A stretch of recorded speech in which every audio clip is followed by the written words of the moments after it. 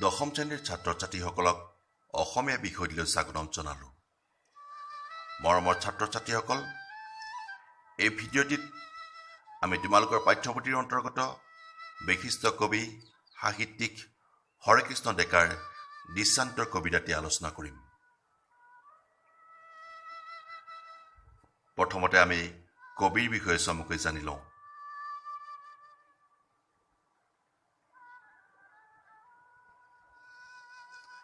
হৰেকৃষ্ণ ডেকা জন্ম 1943 চনত তিনিচুকীয়াত।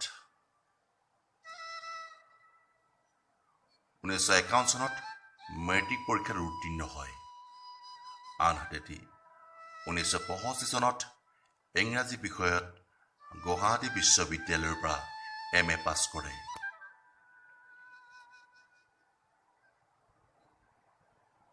গুৱাহাটীৰ কমাৰ্চ কলেজত অধ্যাপনাৰ চাকৰি জীৱন আৰম্ভ কৰা ডেকাদেৱে পাছত ভাৰতীয় আৰক্ষী সেৱাত যোগদান কৰি আৰক্ষী সঞ্চালক হিচাপে অৱসৰ লয়।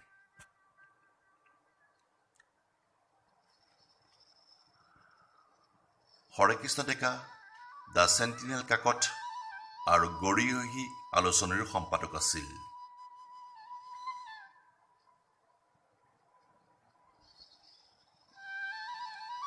তেওঁ ৰাতিৰ শোভাযাত্ৰা, আন এজন,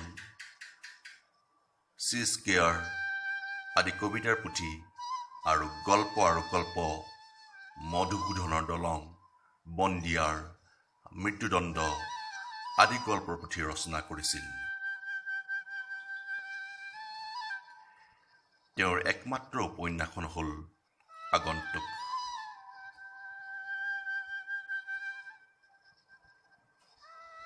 ইয়াৰ বাহিৰেও তেওঁ কেইবাখনো পুথি অসমীয়া ভাষালৈ অনুবাদ কৰিছে। এতিয়া আমি আহোঁ দৃষ্টান্তৰ কবিতাটিলৈ। দৃষ্টান্তৰ অৰ্থ হ'ল ভিন্ন দৃশ্য।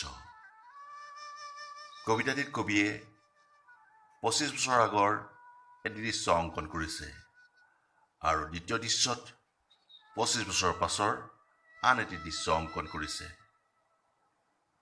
এতিয়া তোমালোকে কবিতাটি শুনা।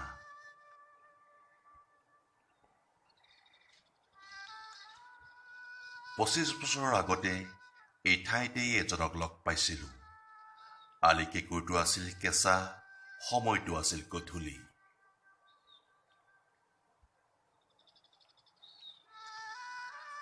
তেওঁ নঙলা মুখত বিচাৰি ফুৰিছিল নিজৰ ঘৰৰ পদূলি, এটা পজা ঘৰ।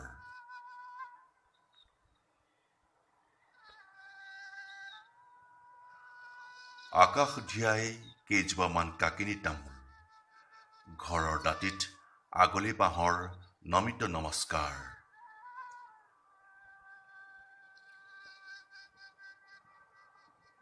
পূৰ্ণ জোনৰ লণ্ঠন পোহৰতো কুকুৰিকণা মানুহজনে নিজৰ ঘৰ বিচাৰি পোৱা নাছিল। ওচৰত সহায় সাৰথি কেউ নাছিল।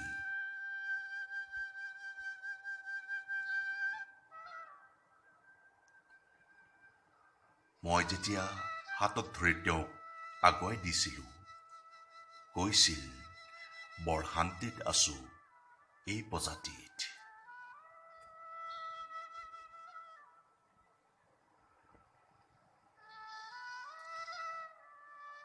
আজি এই ঠাইতেই লগ পালোঁ আৰু এজনক, বৃদ্ধ নুজ্জহ দেশ, বয়সৰ চিন নোহোৱা হ'লে মুখত 25 বছৰ আগৰ হাইলাক সাজ। সাতমহলীয়া ঘৰৰ বাহিৰত তেওঁ ৰৈ আছিল।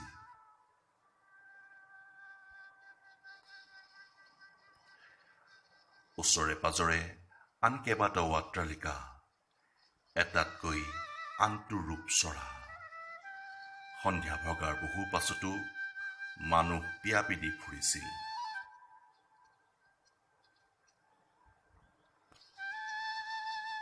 চশমাৰ তলেৰে সন্দেহেৰে চাই তেওঁ মোক সুধিলে, হেৰা অচিনাকি মানুহজন, তোমাক কি লাগে হে ইয়াত? ভাড়াঘৰ বিচাৰি আহিছা?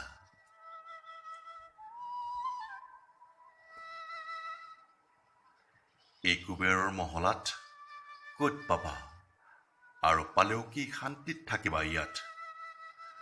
মৰিলে দাহ কৰিবলৈও এজন মানুহ নাই। যখৰ পোৱালিহঁতে কাক কোনে চায়?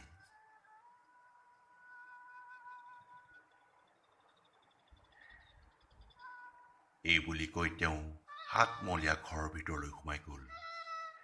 এই কংক্ৰিটৰ হাবিখনত তেওঁক বিচাৰি নাপালো আৰু বৰ অশান্তিৰে উভতি আহিলো।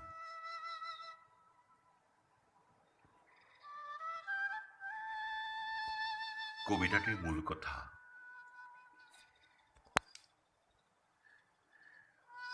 দৃশ্যান্তৰ কবিতাটোত কবিয়ে দুটা দৃশ্য অংকন কৰিছে।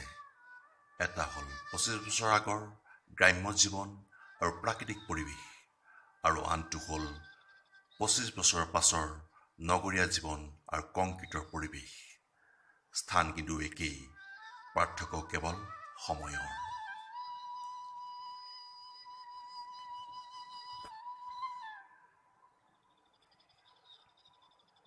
পঁচিছ বছৰ আগৰ এটা গধূলিৰ সময়ত এই ঠাইতেই কেঁচা লিকেকুৰিটোত কবিয়ে এজনক লগ পাইছিল। এটা পঁজাঘৰত বাস কৰা কুকুৰিকণা মানুহজনে জোনৰ লণ্ঠনৰ পোহৰতো নিজৰ ঘৰ বিচাৰিবলৈ কষ্ট হৈছিল। ওচৰত সহায়ৰ হাত আগবঢ়াবলৈ কোনো নাছিল। কবিয়ে মানুহজনক হাতত ধৰি পঁজাঘৰটোলৈ যেতিয়া আগুৱাই দিছিল, তেতিয়া মানুহজনে কৈছিল, বৰ শান্তিত আছো এই পঁজাটিত। অৰ্থাৎ কষ্টৰ মাজেৰে দিন পাৰ কৰিলেও তাৰ মাজৰে তেওঁ শান্তিত আছে।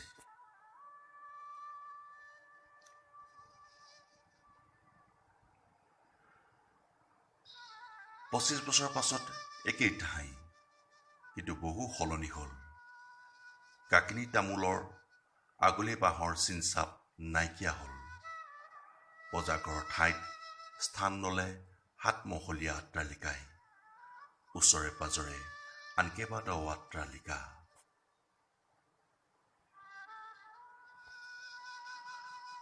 পঁচিছ বছৰ আগৰ গধূলি এটা পথৰ আশে পাশে এজনো মানুহৰ চিনচাপ নথকা ঠাইডোখৰত এতিয়া সন্ধিয়া ভগাৰ পাছতো মানুহ বিয়পি দি ফুৰিছে।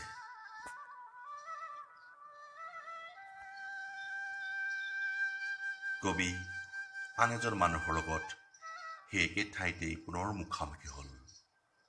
বৃদ্ধ নুজ্জ দেশৰ মানুহজনৰ চকুত চশমা, মুখত বয়সৰ চিহ্ন পৰা হ'লে এই মানুহজন 25 বছৰৰ আগতে লগ পোৱা সেই মানুহজনৰ লগত প্ৰায় একেই।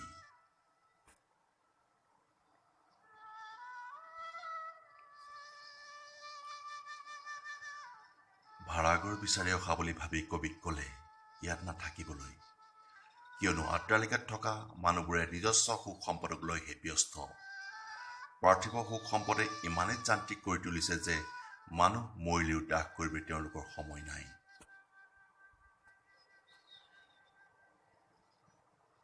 এইবুলি কংক্ৰিটৰ হাবিত সোমাই পৰা মানুহজনক কবিয়ে বিচাৰি নাপালে আৰু বৰ অশান্তিৰে কবি উভতিল।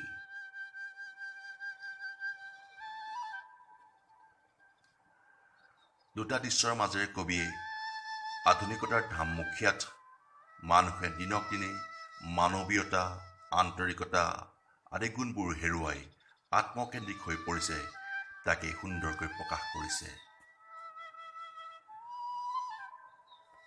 কবিতাত থকা কিছুমান শব্দ আৰু তাৰ অৰ্থ।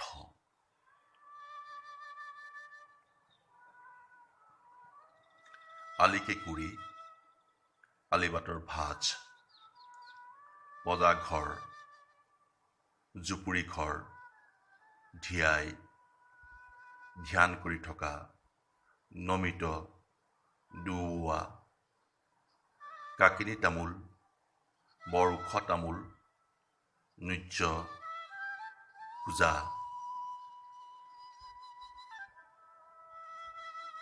কুবেৰ, ধনৰ অধিপতি দেৱতা। দাহ, পুৰা কাৰ্য। যশ, পুতি থোৱা ধন সোণ ৰখি থকা বুলি ভবা অপদেৱতা, অতিশয় কৃপণ লোক। কংক্ৰিটৰ হাবি, ইটাবালি শিলেৰে নিৰ্মিত জংঘল। চৰা, ওখ বা বহা।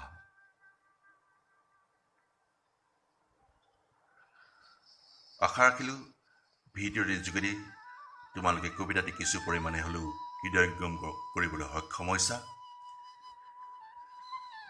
ভিডিঅ'টি চোৱাৰ বাবে তোমালোক সকলোকে ধন্যবাদ জনালোঁ।